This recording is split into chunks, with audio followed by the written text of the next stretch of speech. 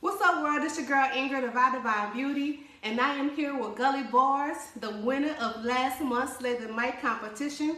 He did an amazing job, and he won all the incredible prizes, such as the $500, Yes. the studio time. Just capitalize on all those things. Not yet, but I will. Okay. I will definitely capitalize. And he's coming back to perform to defend his crown. You know, everybody's going to be coming trying to, take it away, trying to win, trying to gain their little, their little notoriety. But he's the one who has to defend his crown. We are here at Top Notch Studios, where it all goes down, where the artist development happens, where, the showcase has all come together. So I'm here with him today because I want to get you guys to know a little bit more about him, see why he's so dope. His energy is amazing. I've gotten to interview him already, and he's just a really great spirit. But in addition to that, he can float. Okay, he's talented. He's gifted at what he does. I actually enjoy his music. So we're gonna get into a little bit more about who he is. Gulie.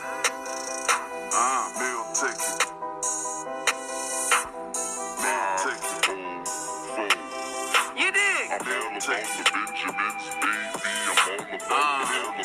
Welcome.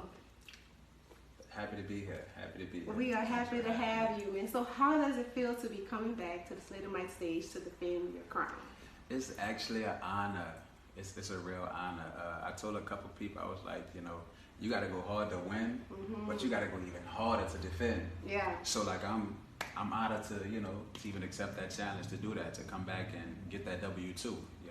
So what do you attribute to your win? What do you feel like gave you an edge over other people to win the competition? Honestly, the bars. And that's why I always say bars is back, no mumble rap. I'm actually spitting hard bars that people can feel and get chills from. Tell everyone about the song you performed. I performed a song that I freestyled off Power by Kanye West, but I thought the beat was so dope I had to flame it up. So I went in my bag on that and pulled out all the tricks and stuff that I had for that. And from the looks of it, I did a good job with that, so I'm honored to spit that. Yes, that performance was excellent. He really rode that beat like he was supposed to, because that's one of my absolute favorite tracks by Kanye West. I'm telling you, I'm Kanye when I'm singing that song, so yeah, he came with it. Can't take nothing from the young man. So outside of Slay the Mic, who are you? Who is Gulie Barz? Gulie Barz is the man. Hard worker, hustler of the year, always trying to find a way to make $1 out of 15. Just moving around trying to get this music thing going,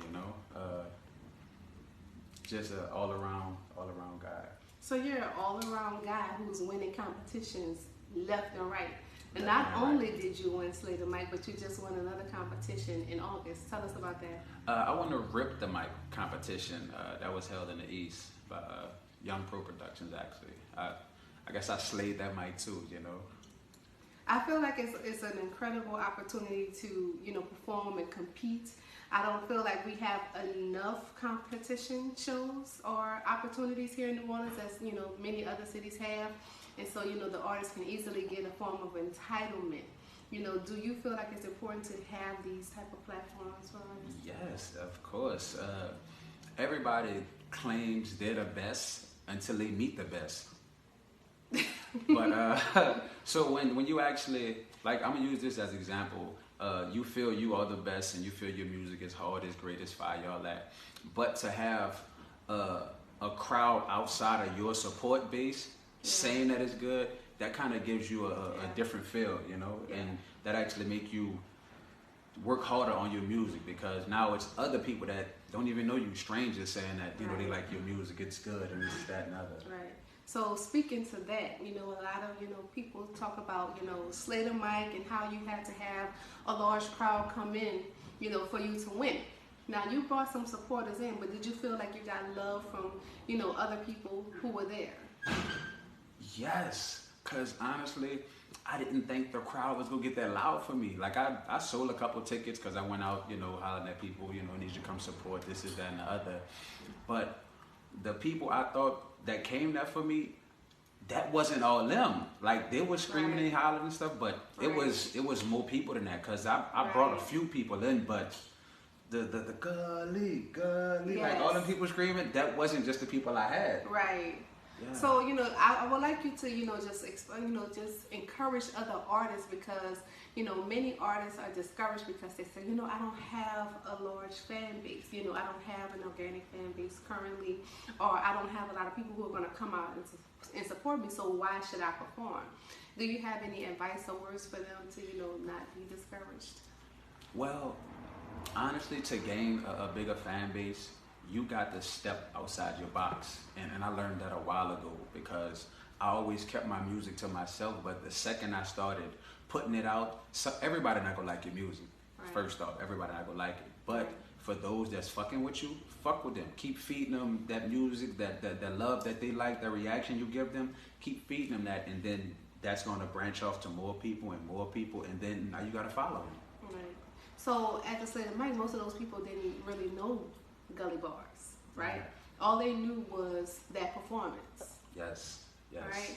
And so you gained some organic followers and supporters there that you did not bring with you. Yes. Yes. So, people who want to come and participate in Slate of Mike, do not be discouraged if all the people that are there are not for you. Because guess what?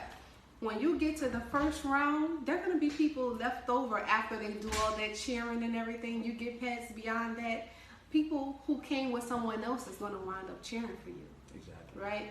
And so, you know, don't be discouraged because you may feel like you don't necessarily have a large following. You can still win. You can still take it home. Same thing for poets. You can still win. You can still take Definitely it home. the The poets. first winner was a poet. So poets, do not be dismayed. She was dope too. Calligraphy is very, very She dope. was dope. So, all right, Calligraphy, shout out to you, girl, you know, other winners. And so back to you. Thank you for that. Thank you for that. But we want to also know what inspired you to begin rapping, because you've been rapping for over a decade now. How long have you been rapping? I've been rapping, I want to say about 15 years. Yeah. About 15, You're coming 16 into the years. second decade. Yeah. Listen, but he still has such jovial energy, okay? Yes, He's still yes. youthful and Yes. forever young. Yes. Okay.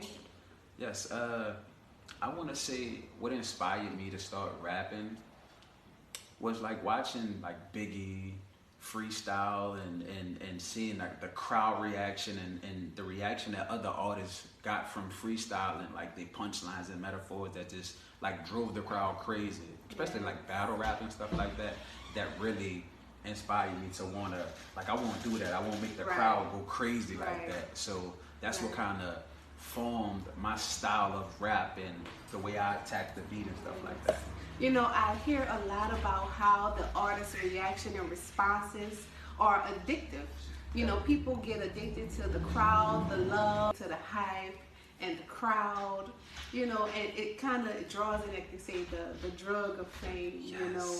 And so I was watching you, you know, and then we have some great epic photos of you while you're up there in front of the crowd and you just like eating it up. Yeah. You know, so I saw that in like live form, pure form, where you were just like, yeah, this is why I do it. This is exactly why.